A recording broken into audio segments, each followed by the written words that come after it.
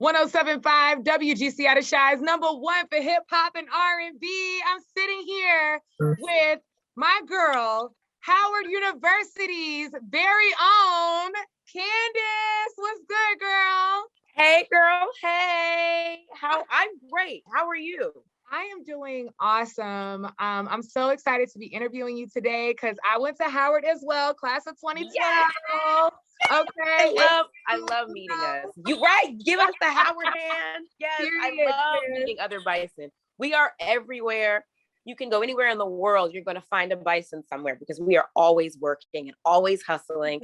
I love to see it. I love to see it. I love to see it too.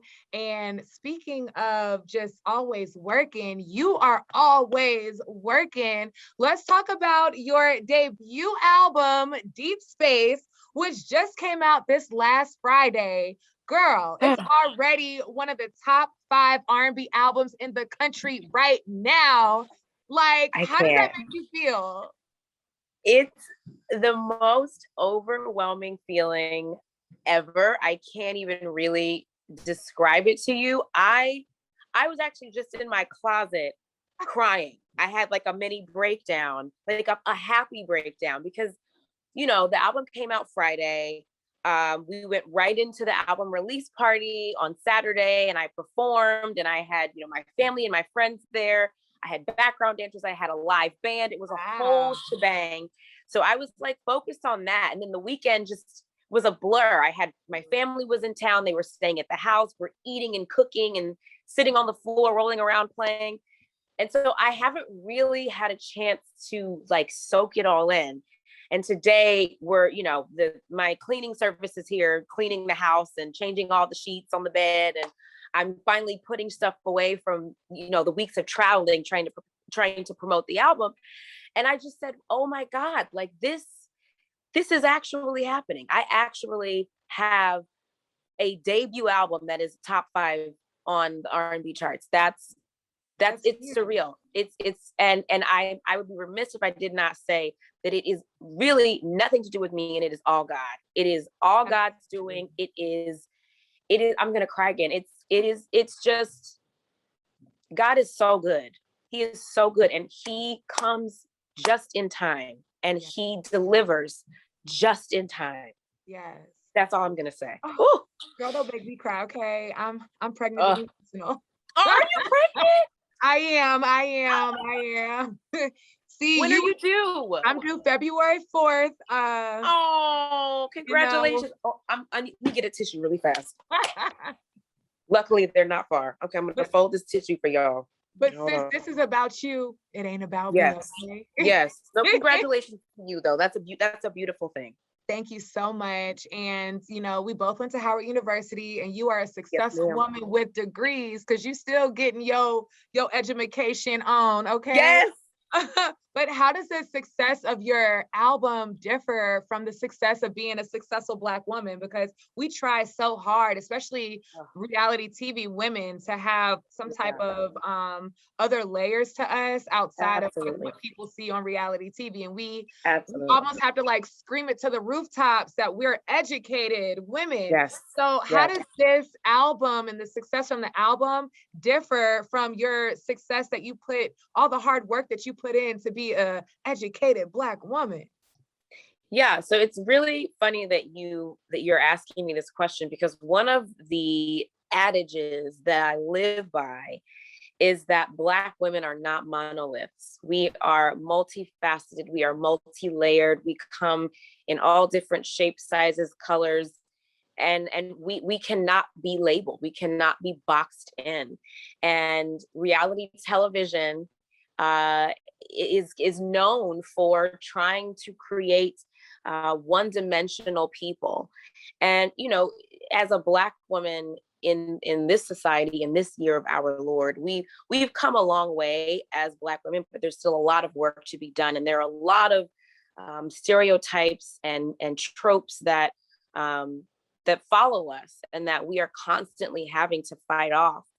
And for me, on a show like Real Housewives of Potomac, I definitely have had to battle feeling like, you know, everybody thinks I'm, you know, just this bratty, crying, jobless, you name it. I've been given the label woman. And I think one of the things that people don't realize is that when I was given the opportunity to come on to this show and use this platform, I said to myself, and my husband and I made a pact that we would use this platform to advance our careers and advance our goals and our dreams.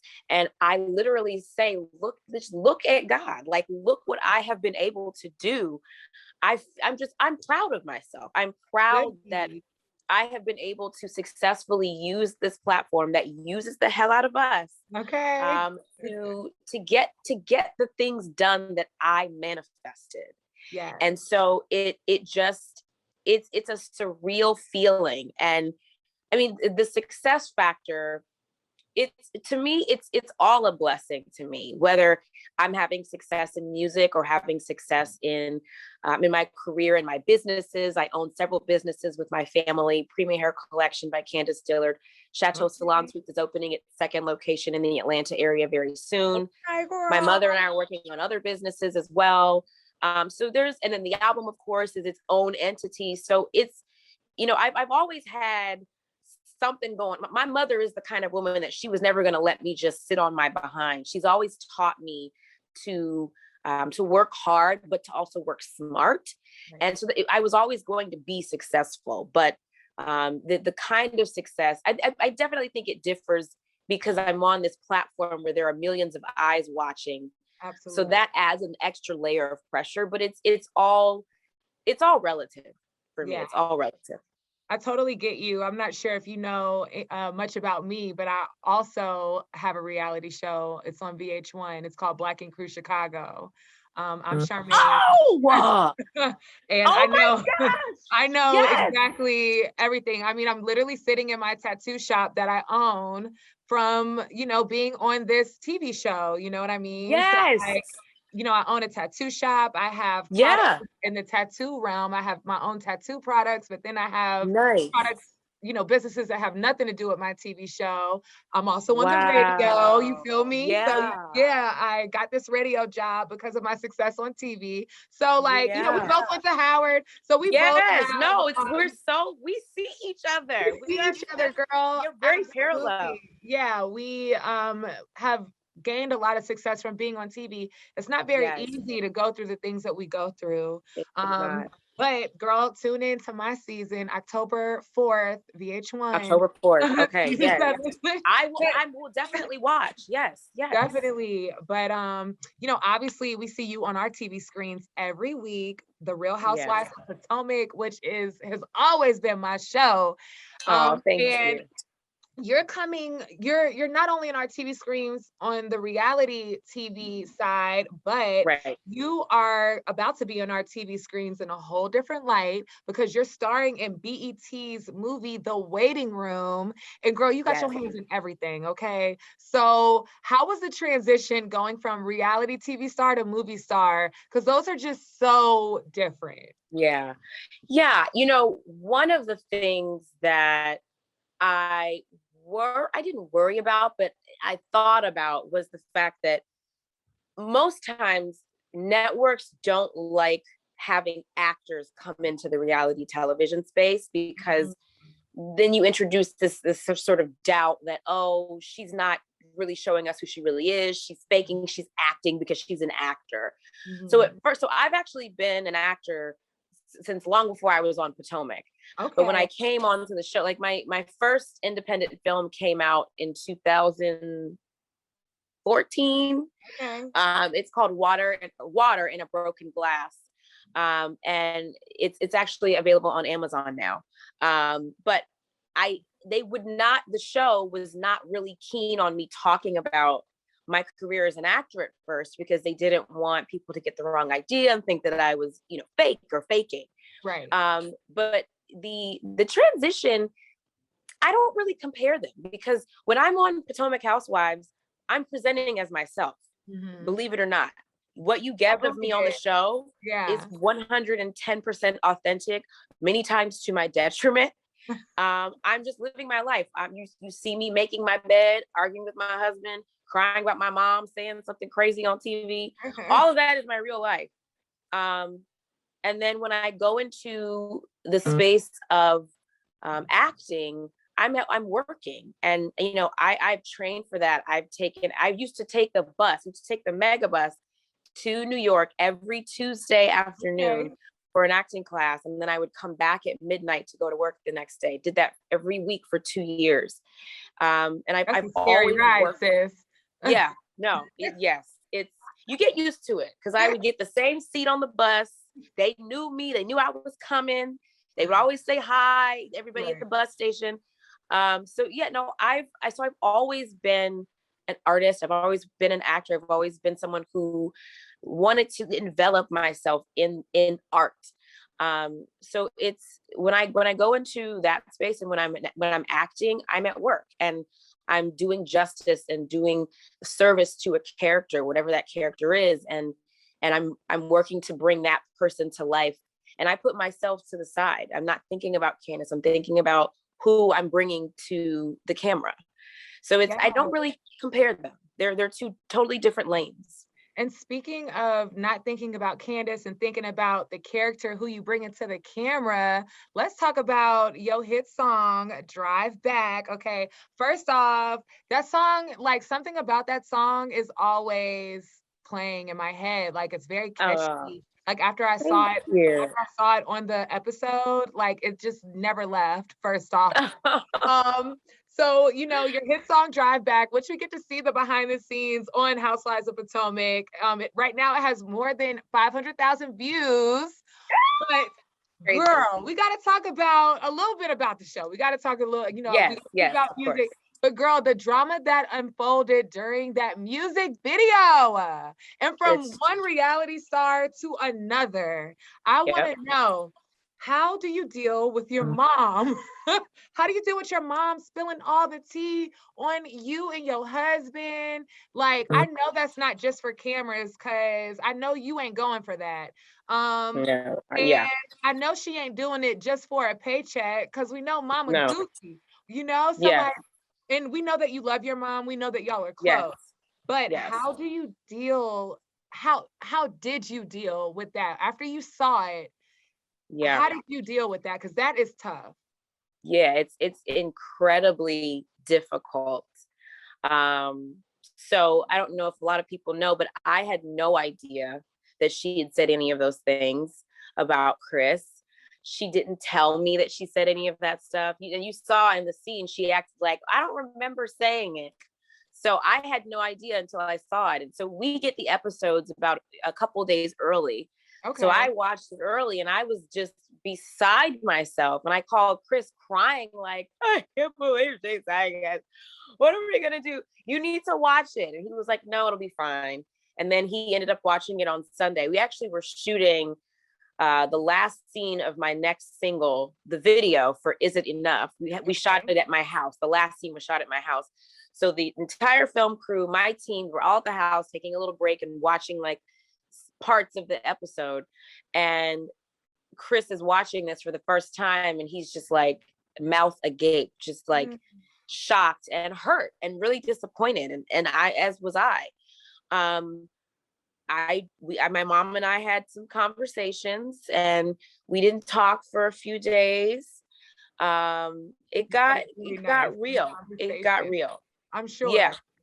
The conversations were, they got a little heated, because, you know, it's my husband and it's my mom. Like, that's your worst nightmare, is for there to be contention between two of the most important people in your life. And it's been a struggle to sort of remain in my position as a wife, but also maintain my position as a daughter, because the Bible says you leave home and you cleave to your husband, and you're supposed to, your parents are supposed to release you and give you away to your husband.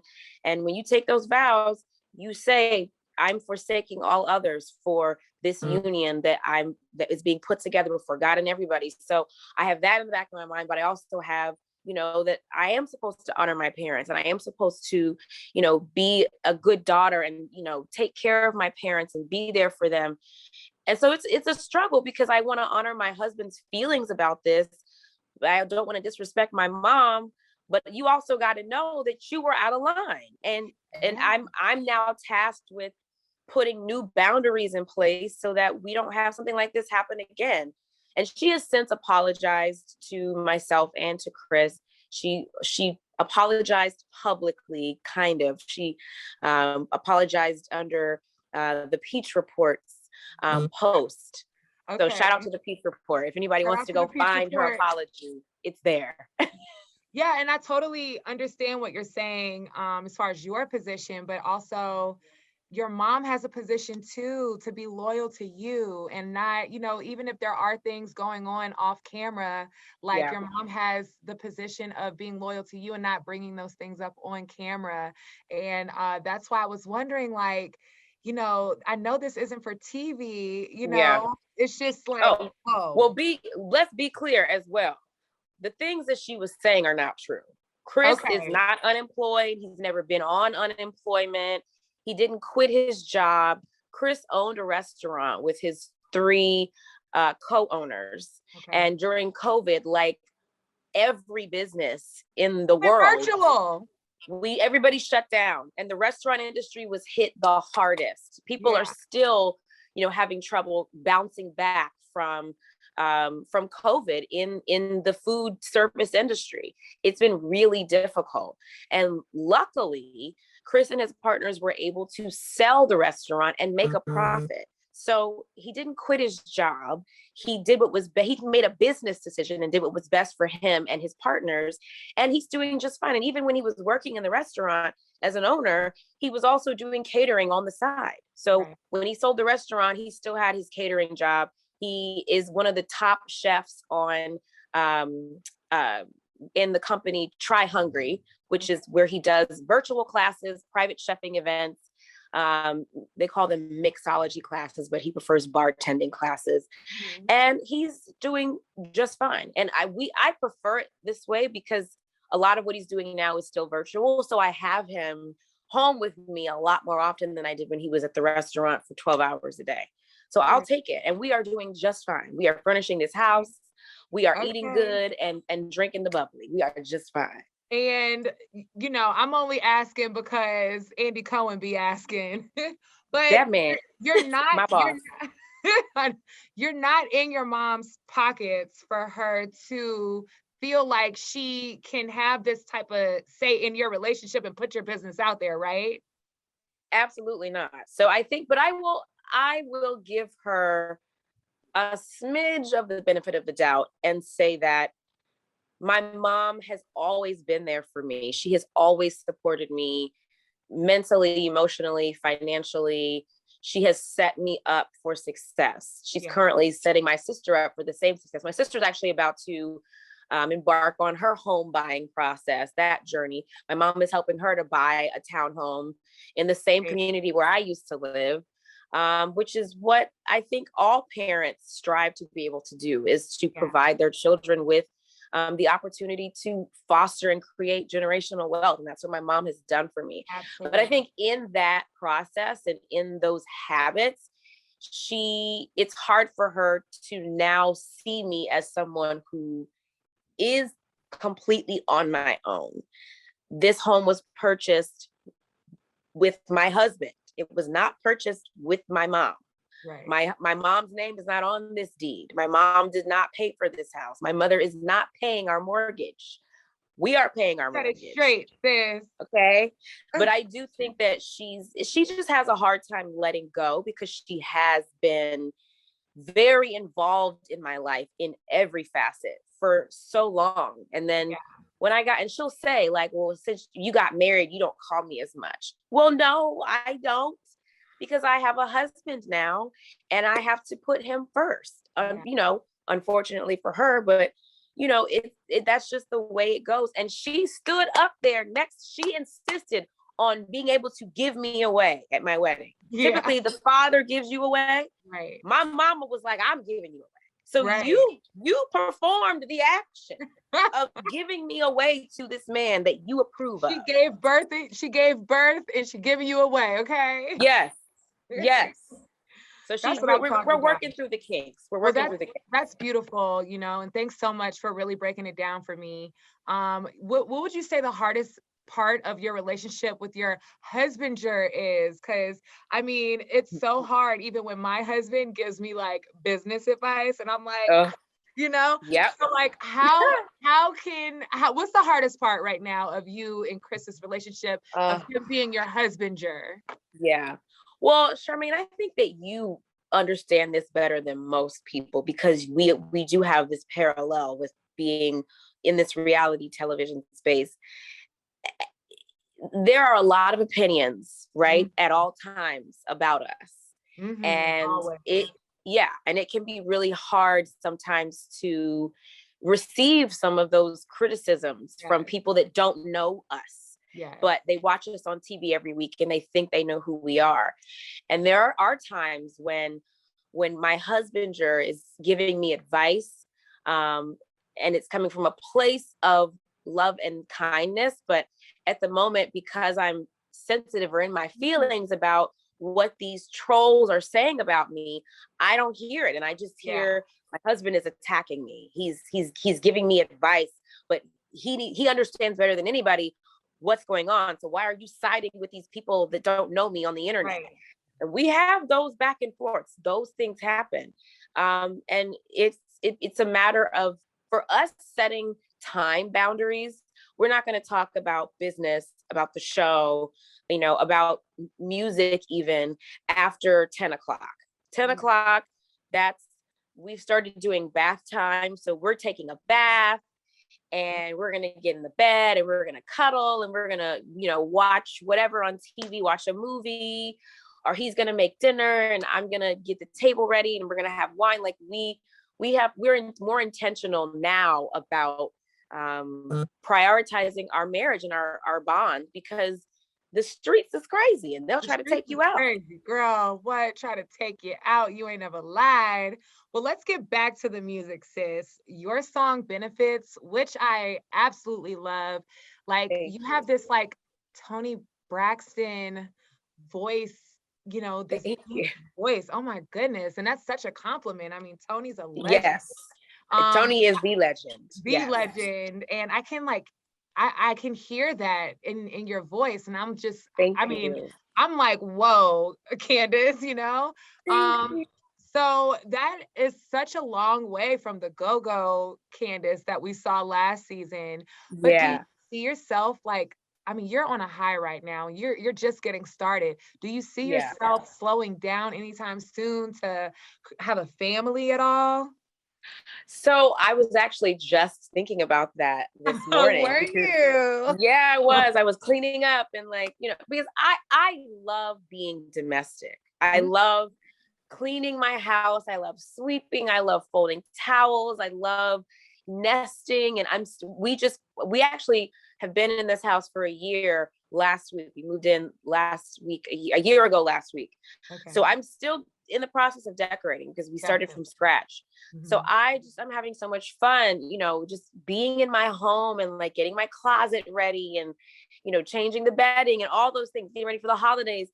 I love all of that, but I'm constantly having this, I don't want to call it a battle, but this back and forth with myself about how to have both, because I want to be a mom. I am a wife. I want to be a homemaker and have a home that feels warm and inviting and feels like a place of solace for not just me and my family, but for my friends and you know, my loved ones. And it's hard to be both because, you know, when Watch What Happens Live wants me to come and, you know, do a show, and then I got to do 6 interviews, and then I got to do a performance, and then I got to host this thing. It's like, oh, but I just want to bake a pie and, you know, clean the table. And having kids is a part of that. It's like, I thought this morning, like, how am I going to pull off carrying a child and dropping it like it's hot and, you know, being Beyonce and Toni Braxton put together? Like, how am I going to do that? And it's a constant conversation that I have with myself, that I have with God, that I have with my husband. And I've just decided that if God can give it to me and he can gift me with something, if he can put me in it, he's going to get me through it. So I'm trying not to stress about it, because when the time comes, and I'm thinking the time will maybe come next May-ish when I'm finished with my MBA program, because I cannot exactly get pregnant. Well, yeah, I'm trying to get this MBA. And once I have that, that'll take a lot of pressure off my plate, and I'll be able to start focusing on potentially creating a little person.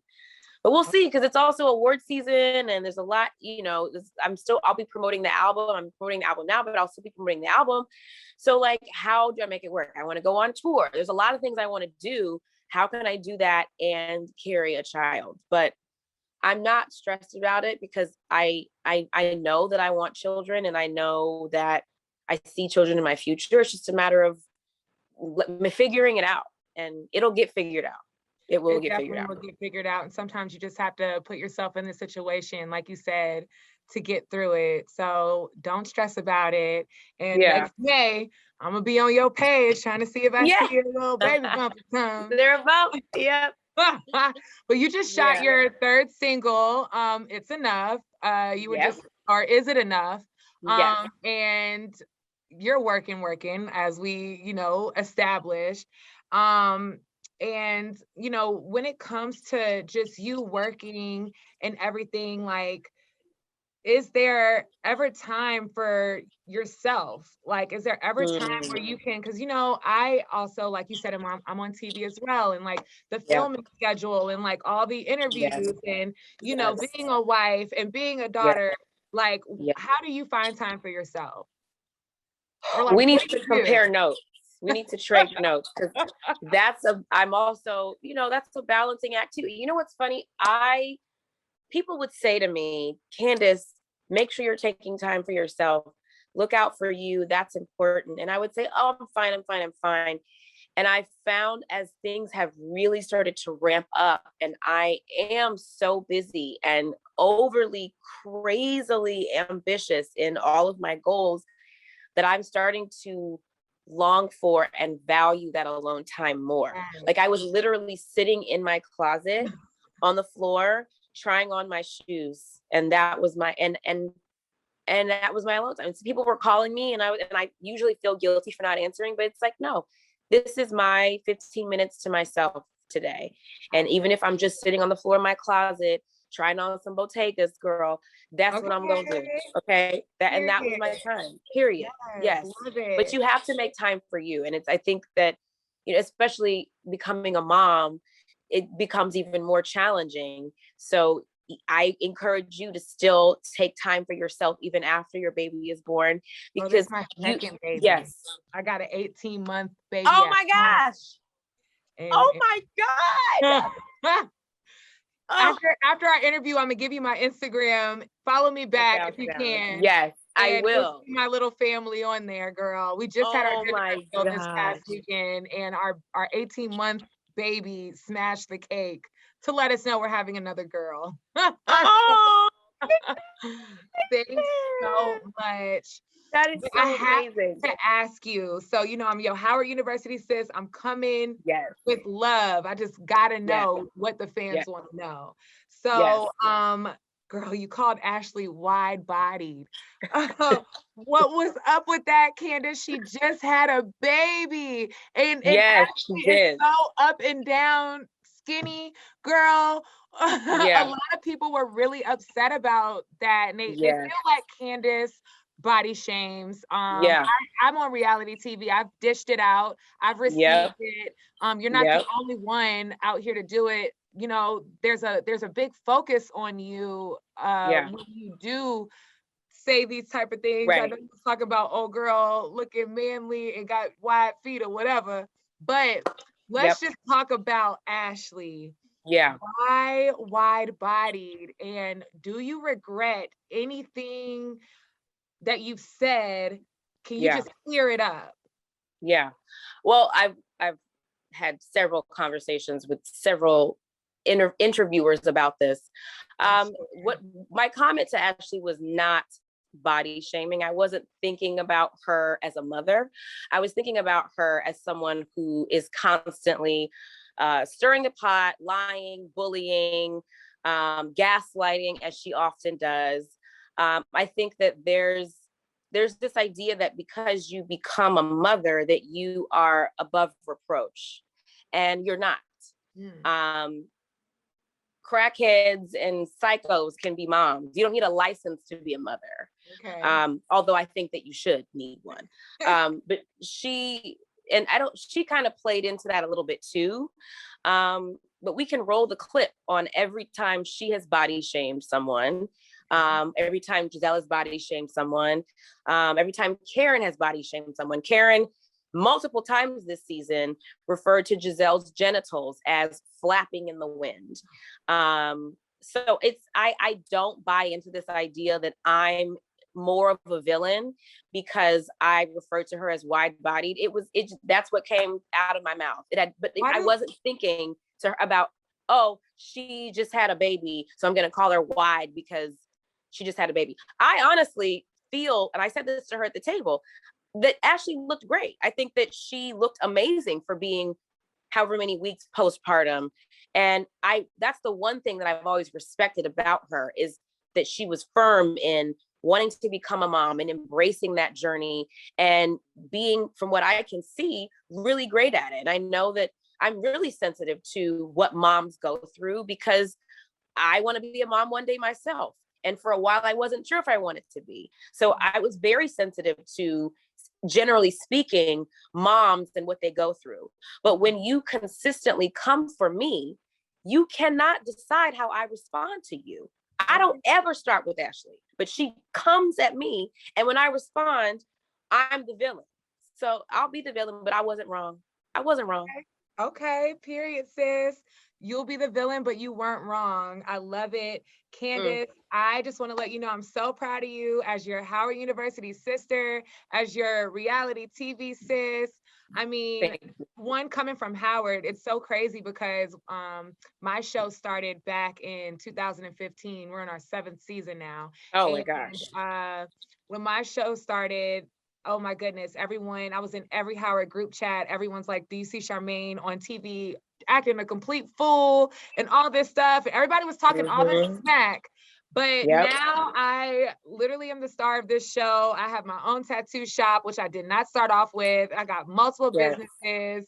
You know, I have a job on the #1 radio show. So it's just, you know, you just got to keep pushing through. Don't pay attention to what other people got to say. People are going to talk. And as long as they're talking, you're doing your job.